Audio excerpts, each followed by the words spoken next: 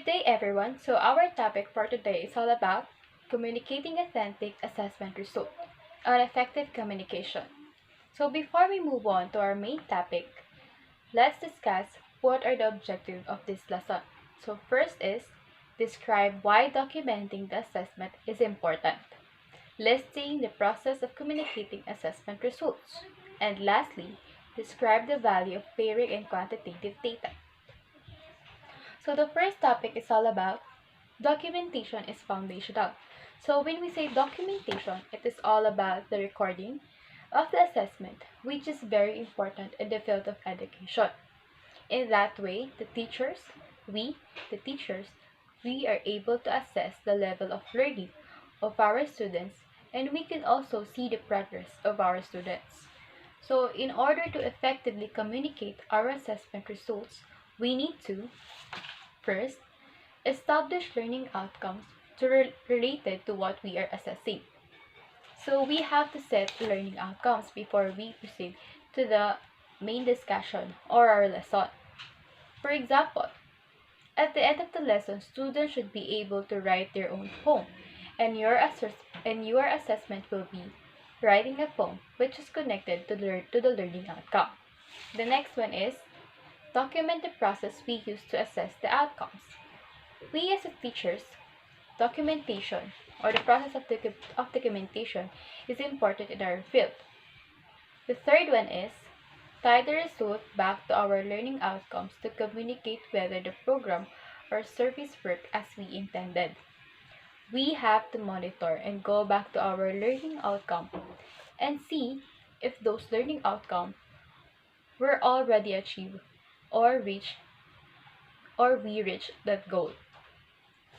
Fourth one is we should make note of decision we made as a result of the assessment process. In short, making notes or keeping notes. And the last one is document successes. The next one is why document our assessment process. Why should we document our assessment process? First is accountability. Being responsible and accountable with the assessment process of the student is a big role for the teachers. We need to be accountable with the record and progress of our student assessment process. And that way, being responsible enough as a teacher, we are able to see the changes of our students if they are improving or not. The next one is institutional and individual memory. Through documentation of assessment process, we can see the changes we had from the beginning up to the end, and that reflect to our institution or our school. The last one is capitalize on lessons learned next time. The third one is documenting the decisions made. So the last one, capitalizing the lesson learned next time. It is about the documentation of our assessment. Through documentation, we should focus and we should be able to find where is the part that longing for our attention. It also reflects the weaknesses and strength of the student. The next one is the process of communicating results. First is determine your audience. The second one is target your communication to your audience, choose the communication format, and create the communication. So we will discuss each of that. First is determining your audience. So for example, when determining your audience, you will determine if your audience are administrators, parents or collaborators, students, parents, funding sources, faculty members, referral sources, colleagues, and community members. That is the way we are able to determine our audience, because with a specific audience, there are also specific way in communication. The next one is target communication to your audience. So these are the questions we should ask in ourselves when we are conducting communication to a specific audience. What information is most relevant to topic? What information does need from us from the assessment in order to make decisions? What communication format might be most effective? Those are the questions we ask ourselves after we find out or after we determine our audience. The next one is communicating assessment result. In communicating assessment result, we should think of all possible stakeholders and venues. Strategies may be different for each audience, but consider what your central nugget of findings tells you and various ways to communicate this. You should avoid data overload. Pair data with stories, hit the key points, and don't be shy. So, different strategies and techniques are beneficial when we are conducting an effective communication. But we should not, in Tagalog, we should not be paligoy-ligoy on what we are discussing, but we should focus on our central nugget, the important reason why we are having an effective communication. It is also said that we should avoid data overload. So we should avoid those excess words or information that is not really affects on our topic, or that does not really contribute on what we are talking about. In the discussion or in the process of communication, we should pair data with stories. In that case, we should add information that gives our audience more interesting to the process of our communication.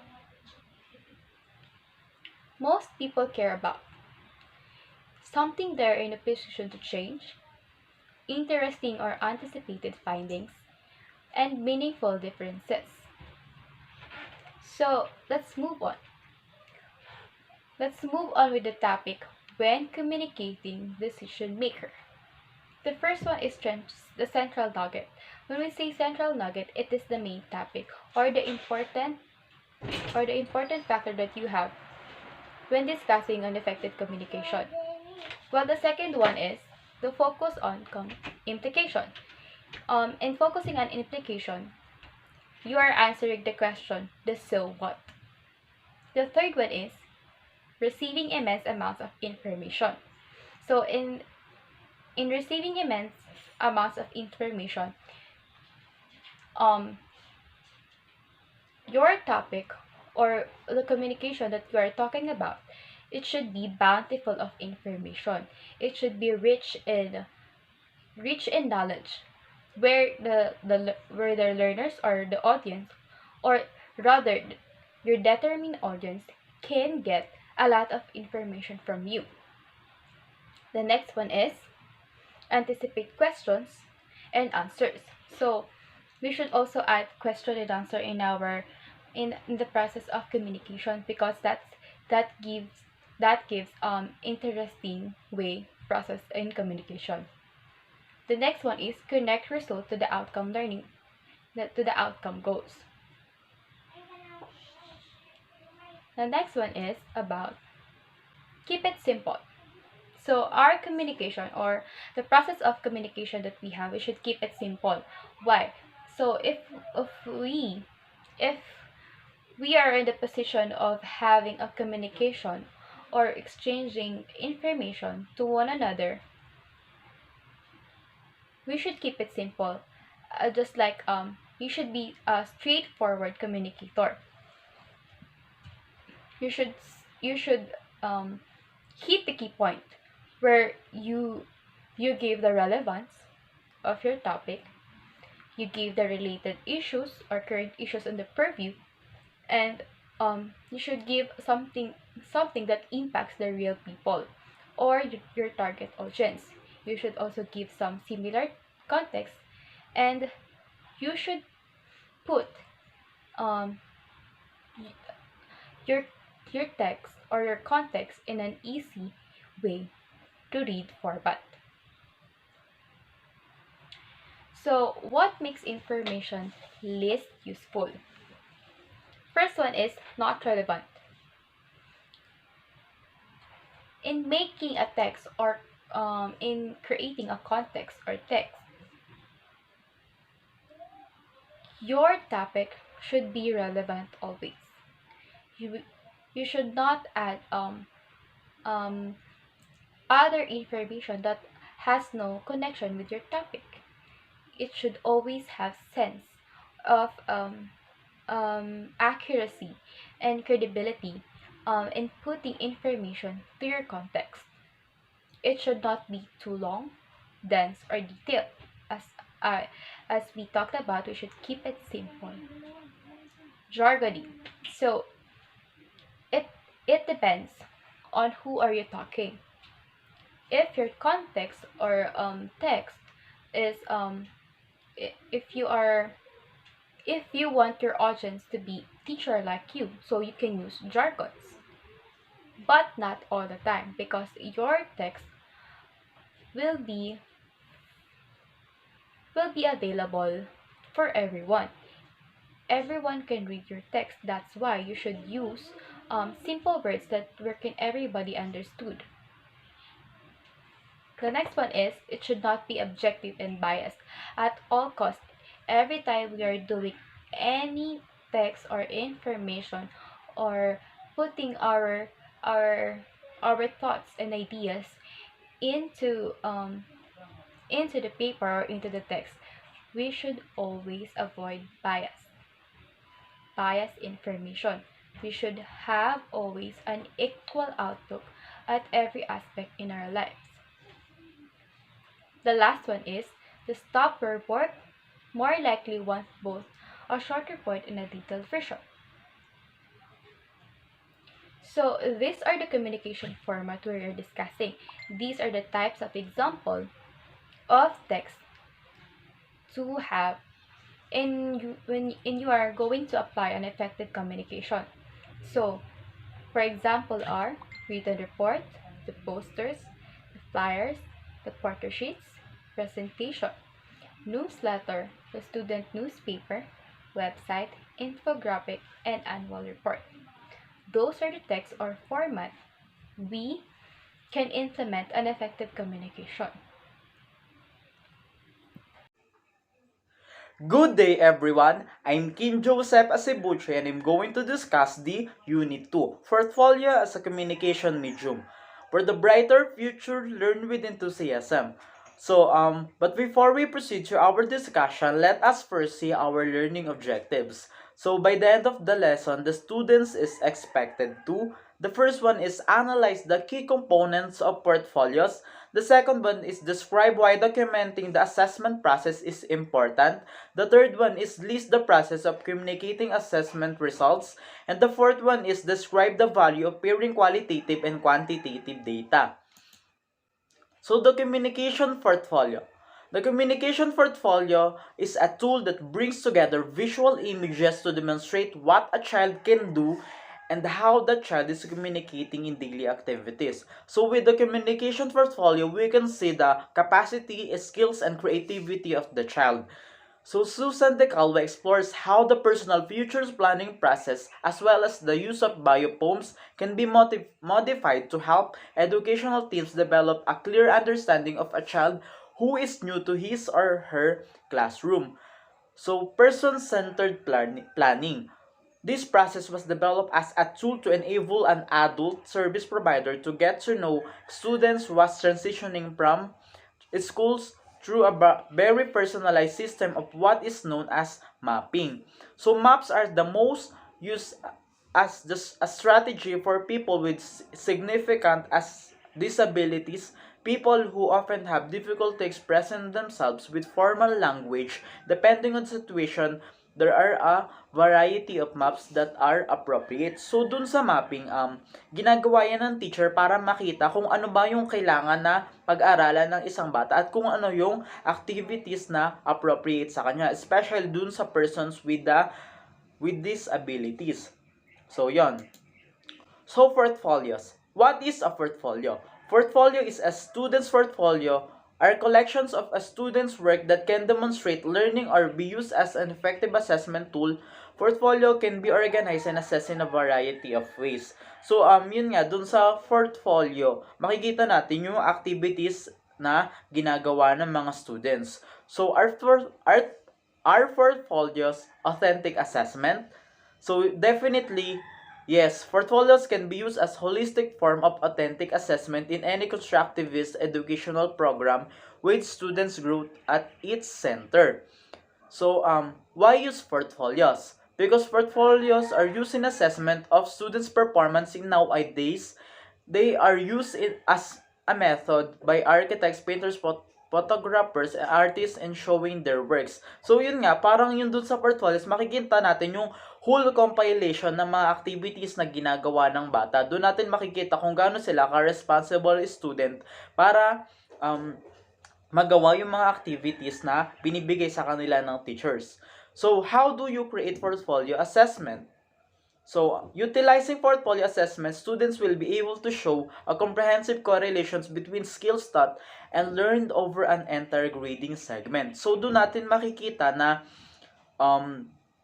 kung gaano nga ka-creativity yung bata sa pag-create ng portfolio. So, doon natin masusukat yung or makikita kung ano ba yung activities na binibigay ng teacher sa bata para matest niya yung skills nito.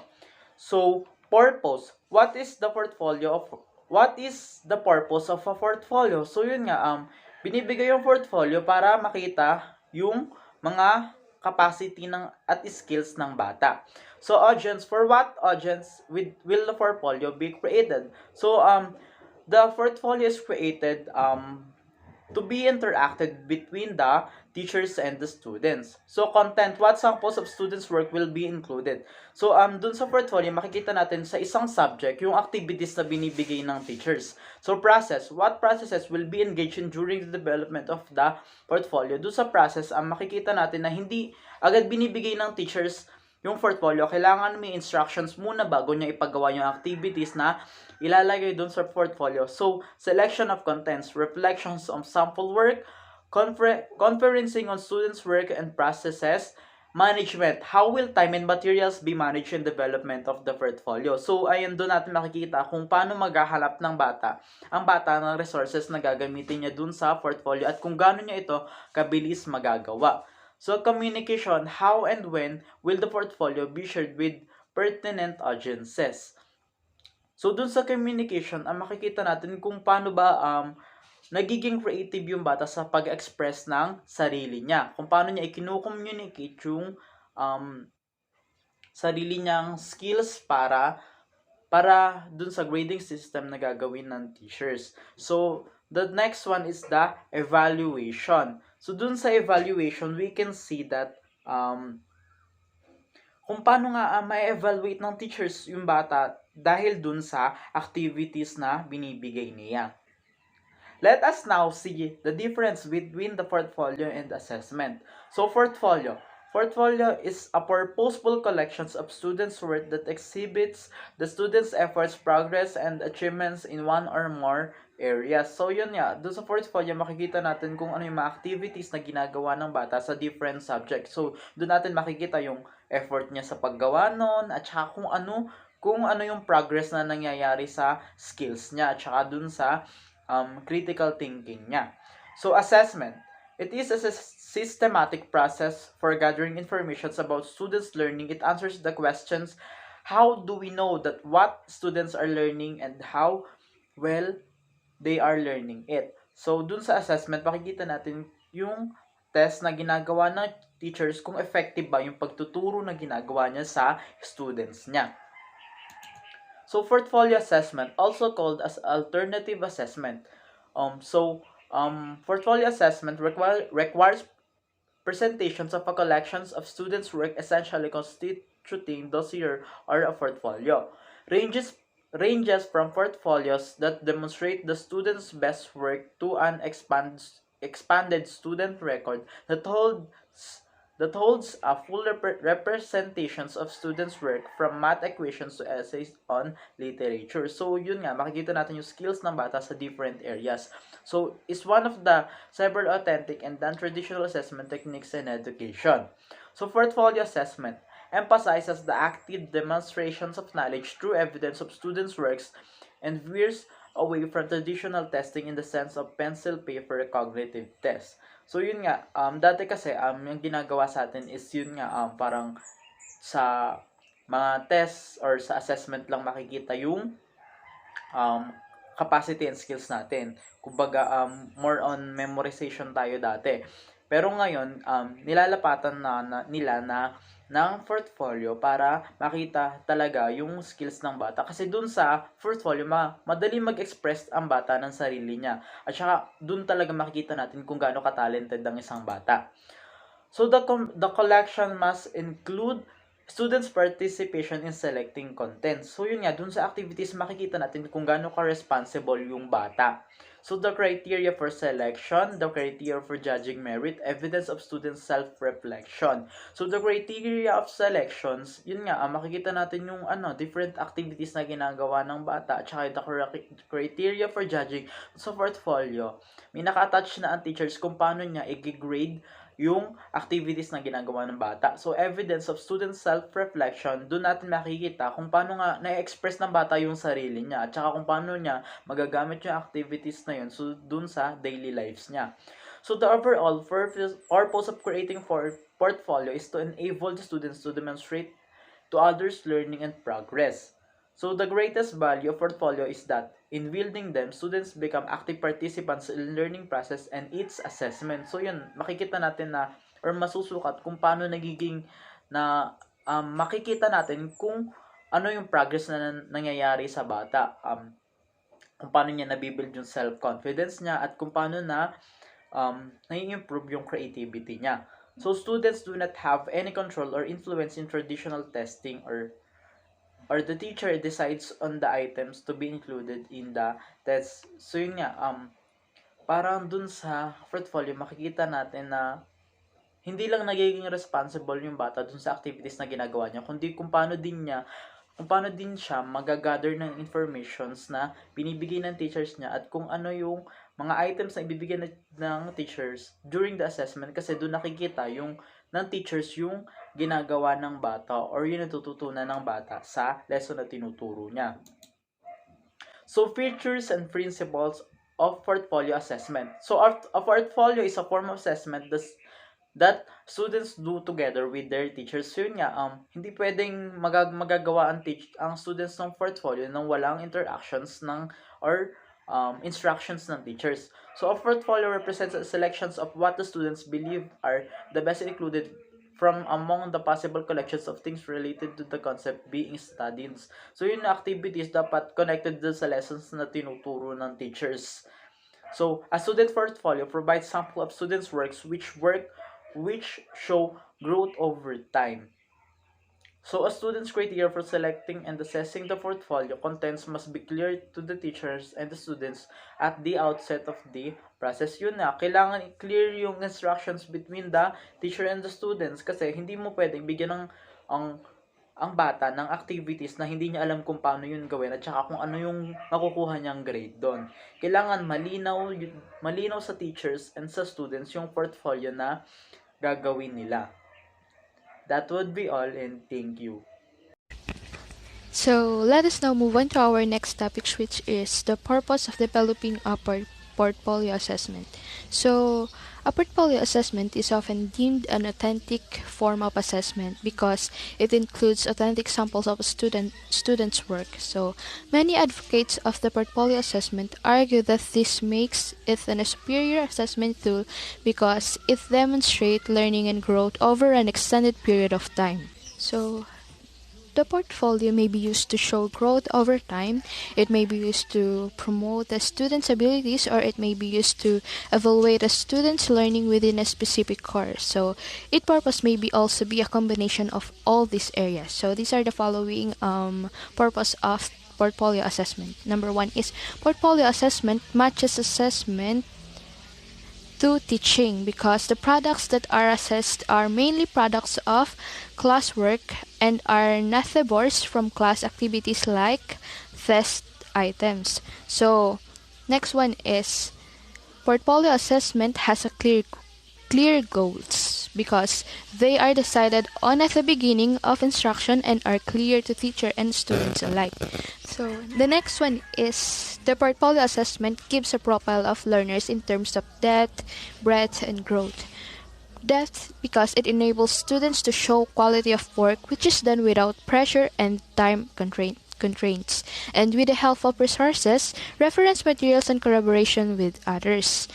Breadth because a wide range of skills can be demonstrated, and growth because it shows efforts to improve and develop and demonstrates progress over time.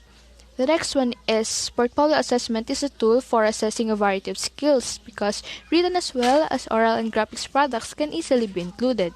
The next one is portfolio assessment develops awareness of own learning because students have to reflect on their own progress and the quality of their work in relation to known goals.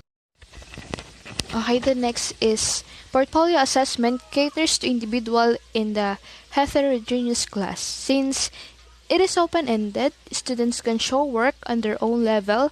Since there is choice, it caters to different learning styles and allows expression of different strengths.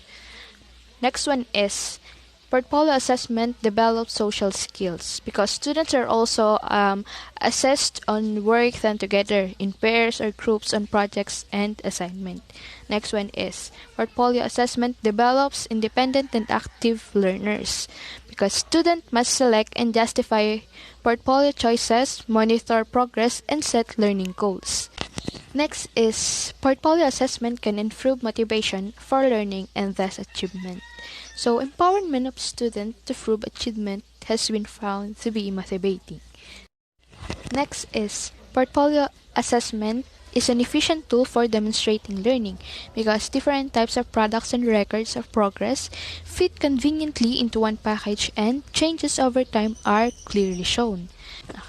The last one is portfolio assessment provides opportunity for students-teacher dialogue because it enables the teachers to get to know each other and every student. So it also promotes joint goal setting and negotiation of grades. So let us now move on to our next topic, which is the essential elements of the portfolio. So it is important to include all of the following. Number one is cover letter. It is about the author and what my portfolio show about my progress as a learner. And the cover letter summarizes the evidence of a student's learning and progress. The second one is the table of contents and number pages.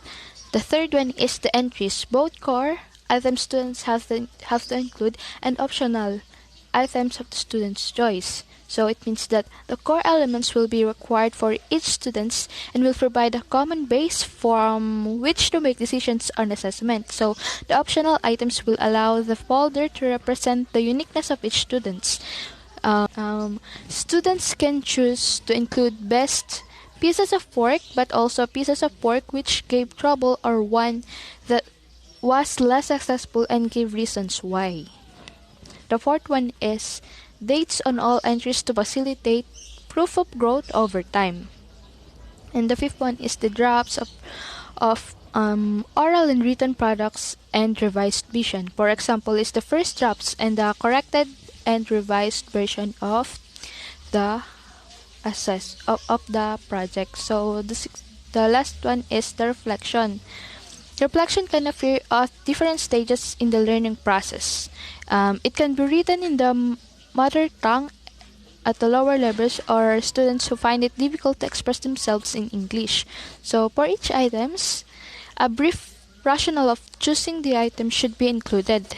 This can relate to students' performance, to their feelings regarding to their progress and themselves as a learner. So a student can choose reflect upon some or of the following. So what did I learn from it? So what did I do well? And what do I want to improve to the item? So our next topic is the stages of implementing portfolio assessment. Number one is identifying teaching goals to assess through portfolio. So, the very first and most important part of organizing portfolio assessment is to decide on the teaching goals. These goals will guide the selection and assessment of student work for the portfolio. So, to do this task, ask yourself, what do I want the students to learn? And choose several goals to focus on. For example, general goals such as improvement in fluency of speech or independent reading, and specific goals such as scanning a text or telling a story. So this stage is so important because teachers have to know what their goals are in terms of what the students will be able to do. Moreover, students have to know what they need to show evidence of in their portfolio. So it is even better if you do this fixing of goals together with the students, asking them, for example, what they need and what they want to achieve in the different language domains and skills. They will usually show good understanding of goals. Like, we need to understand the news. We should be able to correct our written mistakes. And hopefully, this will then become common goals for teacher and class. So, or you can give a list of goals for the student to rank and use the results for establishing the criteria for assessment. Stage 2. Introducing the idea of portfolio to your class. So you will need to present idea of portfolio to your class. You can start by explaining the word from portare or carry, and folio means sheet of paper. So it is also a good idea to show the student example of English portfolios prepared by other classes, and ideally even a portfolio of your own, showing, for example, the development of your work with the class. So it is worth directing students' attention at this stage to main aspects of portfolios, which is their use as the assessment tool. Stage 3. Specification of portfolio content. So specify what and how much has to be included in the portfolio. So both core and options. It is important to include options as this enable self-expression and independence. So specify for each entry how it will be assessed, and the student should be acquainted with the scoring guides or rating scales that will be used before performing the task. Stage 4. Giving clear and detailed guidelines for portfolio presentation. So it explained the need for clear and attractive presentation, dated drafts, and attached reflections or comment cards. So it explains how portfolio will be graded and when it needs to be remembered, and familiar ways of teaching and assessment are potentially threatening and confusing for students. So it is important to present the portfolio guidelines clearly and to go over the guidelines periodically. So all the guidelines, goals, content, or timetable, etc., should be presented to the class orally so that they can discuss the procedure and ask questions. So there should be also be written guidelines to back up the points discussed and for reference while preparing the portfolio. So it is helpful to prepare these guidelines in question and answer. So this can be written in the student's mother tongue if necessary. So let us now move on to the last stage. Stage 6. The development of the portfolio. So it is a guide for self-reflection and self-assessment of the student. So they can ask, what did I learn from that activity? So, and what is my best piece? And how can I improve this? That's all. Hope you learn enough from me from the purposes of portfolio assessment, essential elements of portfolio assessment, and stages implementing the development of portfolio assessment. Types of portfolio. Number 1, documentation portfolio. Growth or working portfolio. It is the improvement or the development of the student. It is the outcome or the product of the student, which is galing sa brainstorming. Number 2, process portfolio. It shows person's performance over a period of time and particularly useful in documenting students' overall learning process. It is the collection of students' work that documents students' growth, which is the beginner starts with the beginner and ends with being master. Number 3, showcase portfolio. It shows the best of students' outputs and products. But it is the best quality of work. Show the accomplishments of the students or the achievements of the students. Next, assessing and evaluating the portfolio. Portfolio offer a way of assessing student learning. So it is the way of assessing students' learning compared to before. It is the way of taking a look to what they did. Teachers must have multiple scoring strategies to evaluate student progress. Criteria for finished portfolio. Number 1, thoughtfulness, including evidence of students' monitoring of their own comprehension, metacognitive reflection, and productive habits of mind. Next is growth and development in relationship to key curriculum expectancies and indicators. Number 3, understanding and application of key process. Next is completeness, correctness, and appropriateness of products and processes presented in the portfolio. And last is diversity of entries. Next is student-teacher conference, shared and active assessment. The teacher should have short individual meetings with each pupil in which progress is discussed and goals are set for a future meeting. So, since we are in the online class, kailangan nating ma-meet yung students natin kahit konting minuto lang. Kasi nga, yung goals natin ay to assess them. Next is, through the process, the student and the teacher keep careful documentation of the meetings, noting the significant agreements and finding in each individual session. So, kapag nagmi-meet tayo, kailangan nating i-note kung ano yung napag-usapan during the meeting para hindi natin makalimutan sa susunod na meeting. Student-teacher conferences can also be used for summative evaluation purposes when the student presents his final portfolio product and where final grades are determined together with the teacher. So, yung conference ay pwede natin gamitin kapag nagpe-perform tayo or magpapasa tayo ng ating mga final outcomes as a student. Kailangan natin yon ma-meet. And with 20 or 30 or more students in classroom, one-on-one conversations between the teacher and students are difficult to regularly arrange. So that, kailangan natin, kapag nagkakaroon tayo ng klase, kailangan natin ng feedback sa teacher natin. So, yung teacher natin ay magbibigay ng feedback sa atin, and as a student, kailangan din natin magbigay ng feedback sa ating mga teacher.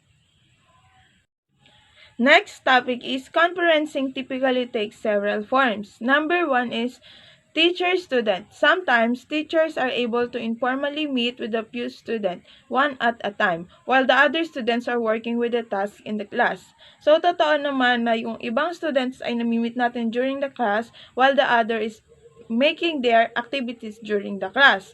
Sometimes, teachers use class time to schedule one-on-one conference during conference days. Sometimes, teachers are able to schedule conference out of the class time. Yes, it is true because some students are making their activities during the class. So, minsan, ang ginagawa ng teacher natin ay minimit na lang tayo kahit hindi nila oras, which is magiging okay kasi hindi nila magagawa yung activity na nagkakaroon ng possibility na baka tapos yung activity na gagawin nila.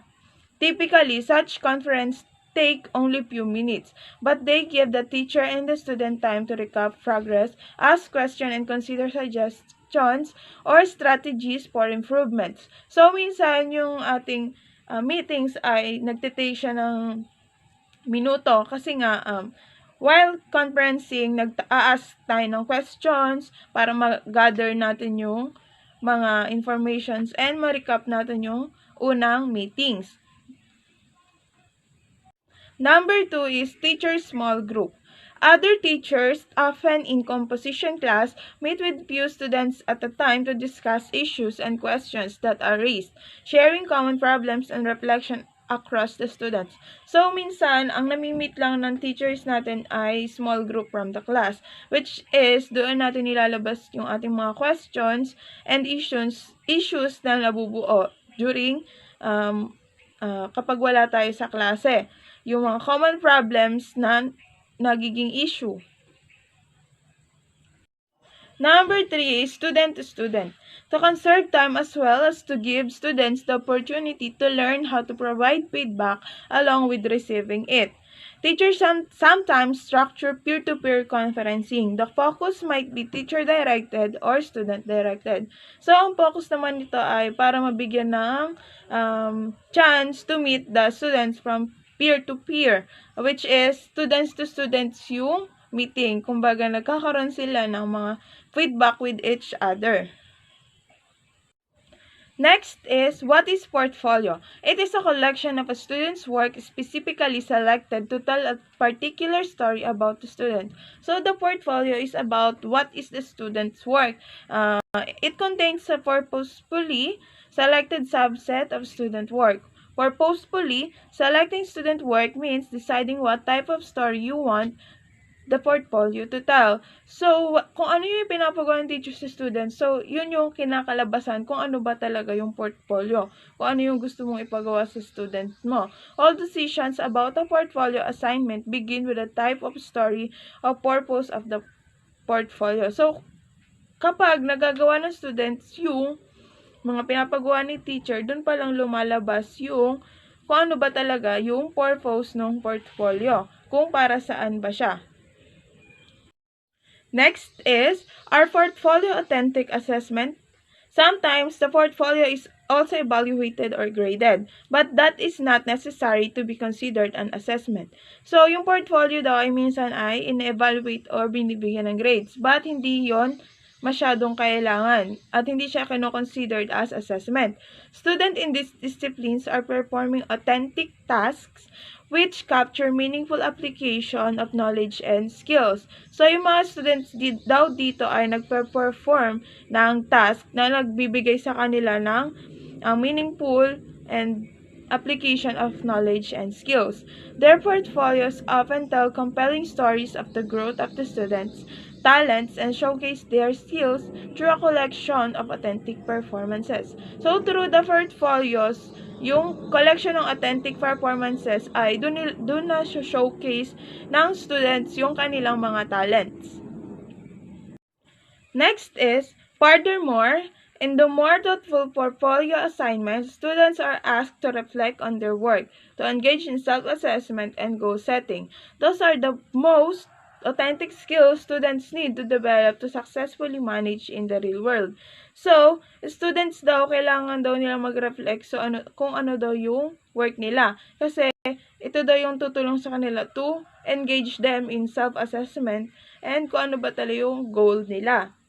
Next is, portfolios provide an excellent vehicle for consideration of process and the development of related skills. So, portfolios are frequently included with other types of authentic assessment because they move away from telling a student's story through test scores, instead focused on a meaning of collection of student performance and meaningful reflection and evaluation of that work. So, meaning, yung portfolio daw is isa siyang authentic assessment because it is focusing on next is, why should we use portfolio? So, these are the purpose of portfolio. Number 1 is growth portfolios. To show growth or change over time. To help develop process skills such as self-evaluation and goal setting. To identify strengths and weaknesses. To track development of one or more products or performances. So, yung growth portfolios, nagpapakita siya ng growth or the change over time. Na tinutulungan din tayo para ma-develop yung skills natin, lalo na sa self-evaluation. Tinutulungan din tayo to identify our strengths and weaknesses and to track development of one product or performances. Dinedevelop niya yung kung ano ba yung kaya natin. Number 2, showcase portfolio. To showcase end-of-year semester accomplishments. To prepare a sample of best work for employment or college admission. To showcase students' perceptions of favorite, best of most important work. To communicate students' current aptitudes to future teachers. So, ang showcase portfolio daw ay nagpapakita siya ng mga achievements, accomplishments, or kung ano yung best quality of work ng mga students. Ito yung end year or semester accomplishments. ito yung pinapakita ng students kung ano ba yung the best na nagawa nila within the semester. Number 3 is evaluation portfolios. To document achievements for grading purposes, to document progress towards standards, to place students appropriately. So, sa evaluation portfolios, nandito na yung pagdodocument ng kanilang mga achievements for grades purposes. And I think dito yung mga awards na inilalagay ng mga teachers para sa kanilang mga students. The growth portfolio emphasizes process of learning, whereas the showcase portfolio emphasizes the products of learning. So, the growth portfolio is about the process, while the showcase portfolio is about the products. Next is, how do you create a portfolio assignment? In creating portfolio, we must consider the following questions. Number 1 is purpose. What is the purpose of the portfolio? Number 2, audience. For what audience will the portfolio be created? Number 3, content. What samples of student work will be included?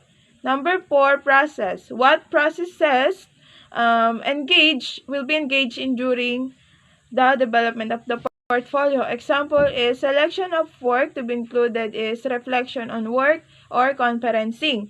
Number 5 is management. How will time and materials will be managed in the development of portfolio? The time. And number 6, communication. How and when will the portfolio be shared with pertinent audiences? And number 7, evaluation. If the portfolio is to be used for evaluation, when and how should it be evaluated? Next is growth portfolios. What sample might be included? As I said earlier, it is about showing the growth and change over time. It is about helping to process our skills and to identify our strengths and weaknesses. It is also to help us to develop our performances. Kung paano natin madedevelop yung ating mga ginagawa or yung ating performance. Showcase portfolio. What samples might be included? Katulad din sinabi ko kanina, ang showcase portfolio ay nagpapakita siya ng end year or semester work. Ano yung accomplishments nila within the semester. Kung ano yung nagawa nila or yung best quality, best work ng students sa semester. Ito yung ginagawa ng mga students after. Ito na yung products ng kanilang ginawa. Next is evaluation portfolios. What samples might be included? So, ang nakasaad naman dito ay about the evaluation of the teachers, the grades ng students. Ito yung documentations after a year, kung ano yung nasasabi ng teachers sa mga student, kung ano yung nare-reflect nila after the year or the semester. Process. What processes will be engaged in during the development of the portfolio? One of the greatest attributes of the portfolio is its potential for focusing on the processes of learning. So, yung portfolio kasi ay nagpo-focus siya sa process of learning, kung ano yung nandun pa lang siya sa during, nagaganap pa lang siya.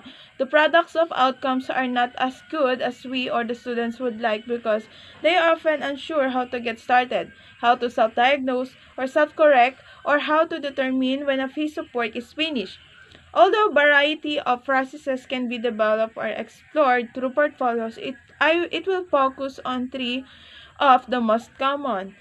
Number 1, selection of contents of the portfolio. Number 2, reflection of the samples of work and processes. And number 3 is conferencing about the contents and processes.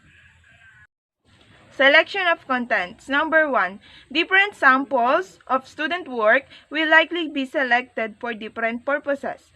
Number 2, how samples are selected might also differ depending on the purpose. For example, for an evaluation portfolio, the teacher might decide which samples need to be included to evaluate student progress. Number 3, including the student in the decision-making process of determining appropriate types of samples for inclusion might be more critical for a growth portfolio to promote meaningful reflection. Number 4, showcase portfolio might be designed to include significant input from the student in which samples best highlight achievement and progress, or the teacher might primarily make those decisions. Number 5. External audiences are most likely to play a role for evaluation portfolios. However, it is important to remember there are no hard rules about portfolios. Anything can be included in a portfolio. Number 6. Flexibility applies to portfolios as it does to any authentic assessment. That is, you should be true to your purposes, but you should feel no constraints on how you meet them with a portfolio assignment tab. How might the selection takes place? When? When a sample of work is completed, and at periodic intervals. By whom? By the students, by the teacher, by the student and teacher, by peers, and by parents. Lastly, based on what criteria? Best work, evidence of growth, evidence of achievement, evidence of standard met, favorite or most important piece, and last, one or more of the above.